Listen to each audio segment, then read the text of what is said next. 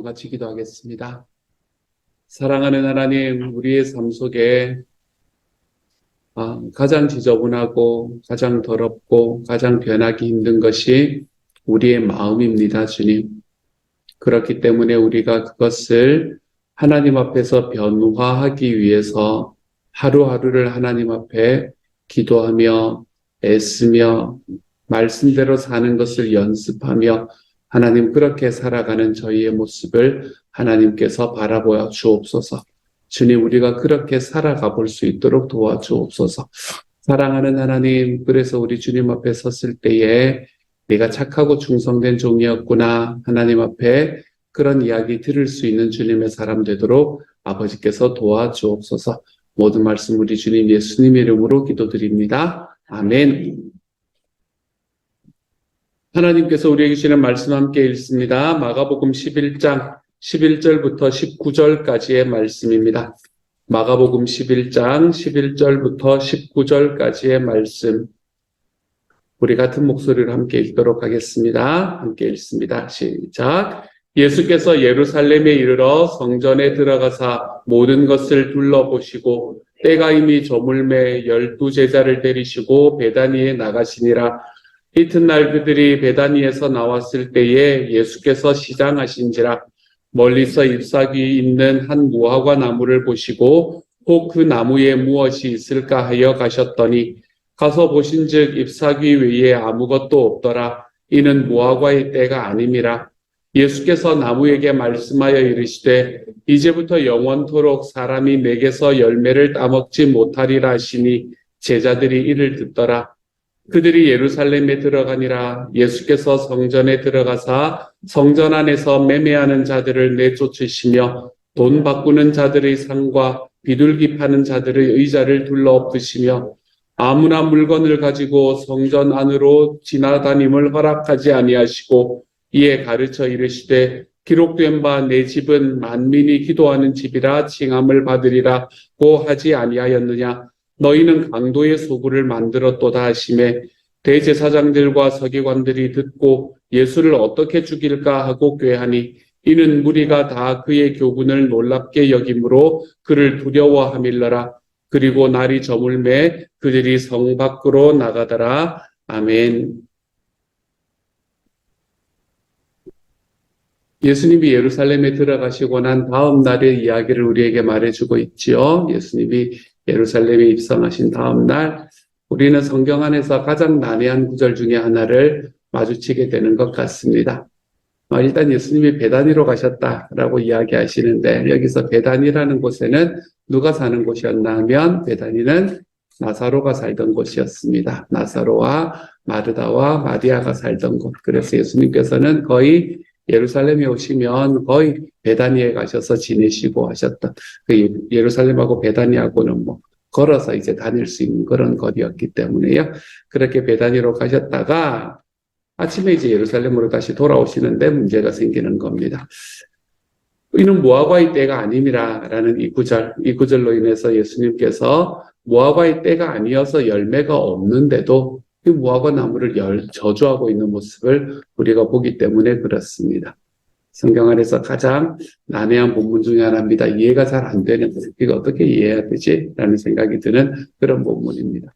아니, 너무하신 거 아닙니까? 열매가 있어야 되는 때에 열매가 없으면 그래도 이야기할 만한 건데 아직 무화과의 때가 아니다. 열매를 맺을 때가 아니어서 열매가 없는데 예수님께서는 저주하시는 이야기를 우리에게 말씀은 전해주고 있는 거죠. 여러분이 알고 있는 그 슈바이처 박사라는 분은 그걸로 의사로 되게 유명하신 분이기도 하지만 이분은 굉장히 유명한 신학자이기도 했었습니다. 사실은 교회에서 별로 이렇게 그걸 받지 못하는 호응을 받지 못하는 그런 신학자이긴 했었지만 대단히 유명한 신학자이기도 했었습니다. 하지만 이 슈바이처 박사는 이것을 보고 이 말씀을 보면서 예수님께서 죽음을 앞두고 잠시 이성을 잃으셨다. 이렇게 이야기하고 해석을 했던 그런 분이 있을 정도였으니까 이 말씀이 얼마나 어려운 말씀인가라는 것을 우리는 알 수 있게 되는 것 같습니다. 이 말씀에 대한 설명 중에 그나마 제일 그럴듯한 것은 이런 설명인 것 같아요. 무화과 열매는 한 번 열리는 게 아니라 원래는 두 번 열리는 거라는 겁니다.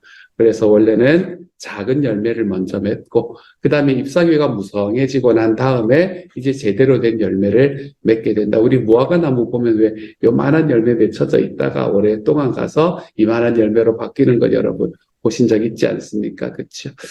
그러므로 무화과의 때가 아님이라라고 이야기하는 것은 열매가 없는 걸 말하는 게 아니라 열매를 제대로 맺은 열매를 맺는 그런 때가 아니다라고 이야기를 하는 것이라는 겁니다. 그래서 예수님께서는 원래는 이제 제대로 맺는 열매는 없지만 작은 열매라도 혹시 있을까 하고 다가가서 찾아보았는데 그마저도 없었고 그래서 그 나무를 저주하셨다. 이게 제가 봤던 것 중에 제일 그럴듯한 대답 중에 하나입니다. 근데 여러분, 듣고 나니까 마음이 시원하십니까? 이 마음이 시원하지가 않아요. 그럴 수 있겠구나라는 생각을 하기는 합니다만, 그래도 만족스러운 대답이 되지는 못하는 것 같습니다. 성경에는 이 말씀처럼 이렇게 좀 어려운 구절들이 몇 군데가 있습니다. 몇 군데라고 이야기하기보다는 좀 더 많이 있는 것 같아요. 하지만 우리가 이 본문에서 우리가 생각할 것은 이 본문을 보면서 우리는 무엇을 생각하면 되는가라는 걸 이야기한다면 우리는 사실은 쉽게 알 수 있습니다. 왜냐하면 이 스토리가 딱 끝나고 난 다음에 바로 성전을 뒤엎는 장면이 나오는 거예요.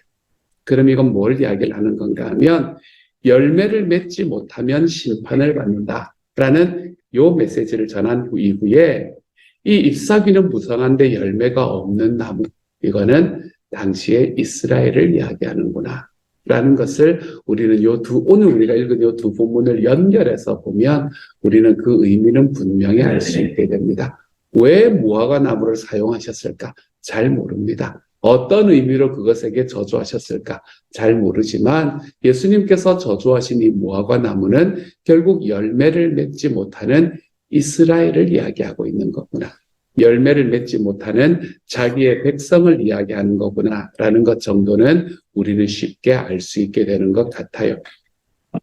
하나님의 백성을 향해서 열매를 맺지 못한다고 이야기하시는 이 예수님의 말씀은 이스라엘에게만 연결이 되는 게 아니라 동시에 우리도 돌아보게 만드는 게 사실입니다. 우리도 돌아보게 만들지요. 그러면서 우리는 이 말씀을 보며 뜨끔하며 이렇게 질문하지 않습니까? 혹시 나도 열매는 맺지 못하고 잎사귀만 무성하게 가지고 있지는 않은가라는 것을 돌아보는 그런 말씀이 되고 있지는 않습니까? 우리가 교회를 보면 그렇습니다. 교회가 이 사회에서 참으로 많은 사람들에게 손가락질을 받고 있는 존재가 되어 버렸습니다. 한때 한국의 교회는, 대한민국의 교회는, 하나님의 교회는 참 많은 사람들에게 신뢰받는 존재였던 때가 있었던 것 같아요. 예전에 우리나라에서 선교사님들이 처음 들어오셨을 때 이럴 때는 여러분 선교사님의 손을 통하지 않은 음식은 그때 이제 왕이었던 고종이 먹지도 않았다. 왜냐하면 겁이 나니까. 누가 뭘 탔을지 모르니까. 그런 이야기가 들릴 만큼 하나님의 사람들, 하나님의 말씀을 가지고 있는 사람들은 많은 사람들에게 신뢰받던 때가 있었던 것 같아요. 근데 요즘에는 참 많은 교회들이 손가락질을 받고 있는 시대를 우리는 살아갑니다. 근데 손가락질을 받는 교회의 모습을 보면 가질 것을 다 가지고 있는 것 같아요. 의리의리한 교회다 예배당을 짓고 있는 사람들이 있습니다. 그 안에서 화려하게 예배를 어느 때보다 화려하게 예배를 드리고 있습니다. 어느 때보다 아름답게 찬양을 하지요. 유튜브를 들어보면 아름다운 찬양의 모습이 얼마나 많이 나오는지 모릅니다. 얼마나 많은 교회가 기도회를 통해서 목이 터져라 기도하고 있는지 모릅니다. 그 안에서 얼마나 즐겁게 교제하고 있는지 몰라요. 그런데 여러분, 이런 모든 것들을 가지고 있는데 왜 교회는 많은 사람들에게 손가락질을 받는 대상이 되고 있는 걸까요? 그 이유는 분명하지 않습니까? 정작 우리의 매일의 삶이 문제가 되는 것 아니겠습니까? 우리의 매일의 삶에서 사랑하고 인내하고 용서하고 낮아지고 버리는 열매, 이런 진정한 열매들이 보이지 않으니까. 그런 것들이 그리스도인의 삶 속에서 잘 보이지 않으니까 우리는 지금의 시대에 이 문화에 손가락질 당하며 살아가는 그런 존재가 되고 있는 것이 아니겠습니까? 사랑하는 여러분, 우리는 믿으면 구원받는다 라고 쉽게 이야기합니다. 사실 그것이 사실인 것도 맞고요. 하지만 진정한 믿음은 결국 그 열매로 증명되게 되는 겁니다. 우리가 진짜 하나님 앞에 온전한 믿음을 가지고 있느냐라는 것은 우리의 열매를 통해서 증명되게 될 겁니다. 그리고 예수님께서는 우리에게 오셔서 우리가 우리의 몸에 걸치고 있는 교회가 교회 옆에 다 잔뜩 가지고 있는 그 잎사귀들이 아니라 너희가 맺고 있는 열매가 무엇이냐? 주님께서는 이것을 우리에게 질문하실 겁니다. 사랑하는 여러분, 주님 앞에서 잎사귀를 가지고 있는 것이 아니라 열매로 말할 수 있는 교회로 우리가 하나님의 교회를 만들어갈 수 있는 하나님의 사람이 되어 가십시다. 우리가 가지고 있는 무언가, 내가 가지고 소유하고 있는 무언가가 아니라 우리들의 삶에서 나의 삶의 열매로 나타날 수 있는 하나님의 사람. 우리가 하나님 앞에서 그러한 교회의 모습을 좀 회복해 나가보는 하나님의 사람들이 되어갈 수 있기를 우리 주님의 이름으로 축복합니다. 하반부의 본문은 이제 예수님께서 무화과를 향해서 저주하셨던 그 이야기의 진짜 의미가 무엇인가라는 걸 보여주는 그런 말씀입니다. 그런데 이 성전을 뒤집어 엎으시는 사건, 이 사건은 예수님에 대한 우리가 알고 있던 모습, 그런 모습하고는 사뭇 좀 다르다는 것을 우리가 볼 수 있게 됩니다. 여러분, 예수님 하면 어떤 모습이 가장 먼저 떠오르십니까? 우리는 예수님 하면 온유하신 분, 사랑이 많으신 분, 자애로우신 분, 이런 것들이 떠오르지 않습니까? 그렇죠? 근데 예수님께서 뒤집어 엎으시다니요. 너무 과격한 거 아닙니까, 여러분? 예수님이 앞부분에서도 그렇고, 앞에는 너무 하신 거고, 여기는 너무 과격하신 거고, 이런 모습들이 연속해서 나타나는 걸 볼 수 있게 됩니다. 예수님이 왜 과격하게 행동하셨을까요? 예수님께서 이렇게 과격하게 행동하신 이유는 딱 하나입니다. 예수님께서 말씀하시기를 만민이 모여서 기도해야 하는 성전, 이것이 도둑의 소굴이 되어 있었기 때문이다 라고 오늘의 말씀은 이야기를 합니다. 이거 무슨 이야기인가 하면 이제 많은 사람들이 하나님께 제사를 드리기 위해서 1년에 한 번씩은 거의 꼭 이제 제사를 드리기 위해서 오거든요. 성경은 3번을 와라 라고 이야기를 하기도 했었고요.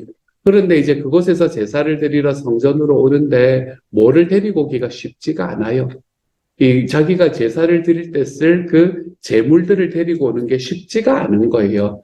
원래는 이제 자기 집에서 기른 것 중에서 가장 예쁘고 가장 그한 가지 뚱뚱하다 그런 단어가 별로 안 좋아서 제가 뚱뚱하다는 말에 대한 별로 안 좋은 감정이 있었어요. 저한테. 어쨌든 잘 이렇게 길러진 것, 그거를 이제 가지고 와서 하나님 앞에 제사를 드려야 되는데, 그걸 집에서부터 가져오는 게 쉽지가 않은 겁니다. 이렇게 끌고 오는 게 여러분, 얼마나 어렵겠어요. 작은 거라면 그나마 그렇다고 합시다. 그런데 소 같은 거 데리고 온다고 한번 생각해 보세요. 이게 진짜 쉬운 일이 아닙니다. 그러니까 이제 사람들의 편의를 위해서 이 대제사장과 제사장들이 이 장사꾼들에게 성전의 뜰을 이용하도록 허락했습니다.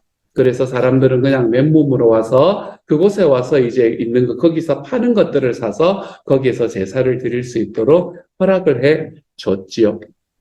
아마도 예배자들의 편의를 위해서 그렇게 하고서 했습니다라고 핑계를 댔을 겁니다. 하지만 이것은 예배자의 편의를 위해서 이렇게 하는 것을 넘어서서 사실은 경제적 이익을 도모하기 위한 그런 행위였을 겁니다.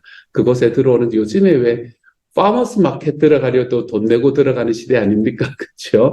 그때 그곳에서 자기가 무언가를 팔기 위해서는 아마 제사장들에게 건네지는 돈이 없이는 이것이 불가능했을 겁니다. 그렇게 그 사람들은 제사장들대로 경제적 이익을 도모하고, 그리고 거기서 파는 사람들은 파는 사람들대로 경제적 이익을 도모하는 그런 경제 공동체가 이루어지는 상황이 당시의 상황이었을 거예요. 경제 공동체가 이루어진다라는 것은 큰 문제가 없을지 모릅니다. 근데 그것이 어디에서 일어나고 있는 거예요? 하나님의 성전에서 일어나고 있는 겁니다. 하나님의 성전이 경제 공동체가 되어가는 일들이 그들에게 일어나고 있는 거예요. 예수님께서는 이렇게 하나님의 성전이 더럽혀지는 것을 참을 수가 없었습니다. 그래서 예수님은 분노를 보이고 있으신 거지요. 그때 당시에 헤롯이 리노베이션 했던 이 성전은 너무나 화려하고 너무나 아름답게 지어진 성전이었습니다. 하지만 그 성전은 예수님께서 바로 직전에 이야기하셨던 것처럼 잎만 무성한 열매 없는 무화과 나무와 똑같았습니다. 지금은 다릅니까? 저는 우리 교회가 다른 교회가 되어가기 위해서 힘써서 걸어가 보고 있는 그런 과정에 있는 게 참 보기 좋습니다. 여러분, 제가 이런 단어를 쓸 때는 모든 교회를 이야기하는 게 아니라 그런 교회를 이야기한다 이렇게 생각하시면 돼요. 시중교회들은 소위 말하는 시중교회들은 노골적으로 예수님의 이름을 팔아서 강단의 헌금을 강요하는 교회들이 있습니다. 직분을 얻기 위해서는 반강제적으로 헌금을 해야 하는 교회들이 지금도 존재합니다. 헌금을 일종의 복채로 생각하는, 그래서 내가 하나님 앞에 돈을 줬으니까 나한테 무언가가 와야 된다고 생각하며 헌금을 하는 사람들이 존재합니다. 하나님께 예배하고 기도해야 할 교회를 도둑의 소굴로 바꾸어 놓는 것과 같은 행위가 아닌가라고 생각해 봅니다. 어떤 교회는 그 교회에 있는 사람들이 모두 다단계로 얽혀져 있는 그런 교회들이 또한 있습니다. 모두가 다 하나님의 성전을 도둑의 소굴로 바꾸어 놓는 일과 동일한 일이라고 생각합니다. 아무리 건물이 화려하고 그 교회가 아무리 크고, 그리고 그것이 요즘에 그런 이야기 때문에 이 민원이 많이 들어온다고 하더라고요. 지하철역에 교회역을 넣는 그런 이야기들 때문에 민원을 많이 넣는 그런 시대라고 말합니다. 왜 지하철역 뒤에 이렇게 괄호 쳐서 있는 무슨 대학역 이렇게 넣는 거 있잖아요. 거기에 자기 교회 이름 넣어달라고. 그렇게 민원을 넣는 그런 시대가 지금의 시대라고 이야기를 합니다. 아무리 도시의 랜드마크로 자리 잡고, 아무리 돈이 많고, 아무리 건물이 화려하다고 해도 여러분, 이런 일들이 일어나는 한에는 잎사귀만 무성한 무화과 나무와 같다는 것을 우리는 기억하지 않을 수가 없습니다. 여러분, 거기에 이름이 들어간다고, 그 교회의 건물이 그 지역의 랜드마크가 되었다고, 여러분, 교회에서 하나님을 믿지 않는 분들이, 이 시대가, 이 문화가, 이 사회가 교회를 다시 신뢰하는 자리로 이끌어가는 그런 일들은 아닐 것이기 때문입니다. 그러므로 우리는 하나님의 교회의 본질을 좀 회복하며 살아가는 그런 하나님의 사람이 되어야 되겠습니다. 하나님을 예배하는 곳, 하나님께 간구하는 곳, 하나님의 나라를 선포하는 곳, 사람을 부르고 사람을 세우고 또 사람을 보내는 것. 서로 다른 사람들이 한 몸을 이루며 하나님을 드러내는 것. 우리의 삶 속에서 나의 삶의 소원이 아니라 주님의 소원을 좀 이루어가 드리는 곳. 내가 갖고 있는 나의 이 욕망이 아니라 주님의 소원이 이루어지는 것에 나의 우선순위를 좀 드려볼 줄 아는 것. 내가 주님께 나를 먼저 드렸을 때 주님께서 우리의 필요를 채우시는 놀라운 은혜를 경험해 보는 것. 사랑하는 여러분, 우리 하나님의 교회가 이런 본질들을 좀 회복해가며 살아갈 줄 아는 하나님의 사람들이 되었으면 좋겠습니다. 이런 교회가 이런 교회를 주님께서는 그리스도의 신부라고 말씀하셨습니다. 이런 교회를 주님께서는 그리스도의 몸이라고 이야기하셨습니다. 사랑하는 여러분, 우리가 오늘은 이 질문을 하면서 한번 살아가 보십시다. 우리가 만들어가고 있는 교회는, 우리 교회를 바라보면 그 어느 곳을 보더라도 내 주님이 보이는 곳인가? 여러분, 이것을 한번 돌아보며 오늘을 한번 지내볼 수 있었으면 좋겠습니다. 내 주님이 보이는 곳인가? 어느 곳을 바라보더라도 내 주님이 보이는 곳인가? 그래서 우리는 그리스도의 몸의 역할을 잘 감당하고 있는 하나님의 교회가 되어가고 있는가? 나는 그런 교회를 만들어가기 위해 힘써보고 있는가? 사랑하는 여러분, 오늘은 이 질문을 우리가 하나님 앞에 좀 드리면서 이 교회의 본질을 좀 회복하고 내 주님 앞에서 잎사귀만 무성한 곳이 아니라 열매 맺는 그런 하나님의 교회를 세워나갈 줄 아는 하나님의 사람이 되어 가시기를 우리 주님 이름으로 축복합니다. 함께 한번 기도하며 나아가십시다. 제가 한번 기도하겠습니다.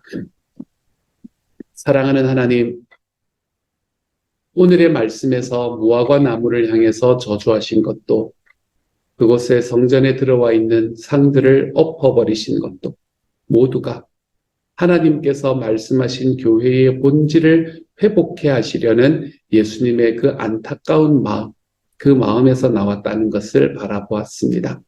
사랑하는 주님, 우리의 교회는, 우리가 세워가는 이 하나님의 교회는 주님께서 말씀하신 그 본질이 회복되고 있는 교회입니까? 내 주님의 소원을 먼저 붙들고 그 주님의 소원을 따라 힘써 걸어가는 하나님, 그러한 교회의 모습을 쫓아가기 위해 하나님, 우리가 한 걸음씩 힘써 걸어가 볼 수 있는 하나님의 교회가 되게 하신 것 감사드립니다. 주님, 우리들에게, 우리 교회 안에서 하나님, 우리 주님께서 말씀하시는 이 열매들이 하나님 올 한 해는 더욱더 풍성해질 수 있도록 주님께서 도와주옵소서. 우리 하나님, 묵장을 통해서 예수님을 알고 그리고 예수님을 알았기 때문에 영접하고 그렇게 세례를 받으시는 분들을 주님, 올해는 10가정을 허락해 주옵소서. 사랑하는 하나님, 우리가 이렇게 주님의 소원을 따라 걸어가는 과정 속에 우리 교회에서 어떤 곳을 바라보든 주님, 예수님이 보일 수 있는, 예수님의 사랑과 예수님의 풍성함이 보일 수 있는 그런 교회로 주님 한 걸음씩 더 나아가서 주님께서 우리에게 말씀하시는 주님의 열매 맺는 하나님의 교회가 되도록 주님이여 도와주옵소서. 모든 말씀 우리 주님 예수님 이름으로 기도드립니다. 아멘. 하늘에 계신 우리 아버지의 이름을 거룩하게 하시며 아버지의 나라가 오게 하시며 아버지의 뜻이 하늘에서와 같이 땅에서도 이루어지게 하소서. 오늘 우리에게 일용할 양식을 주시고 우리가 우리에게 잘못한 사람을 용서하여 준 것 같이 우리 죄를 용서하여 주시고 우리를 시험에 들게 하지 마시고 악에서 구하소서. 나라와 권능과 영광이 영원히 아버지의 것입니다. 아멘.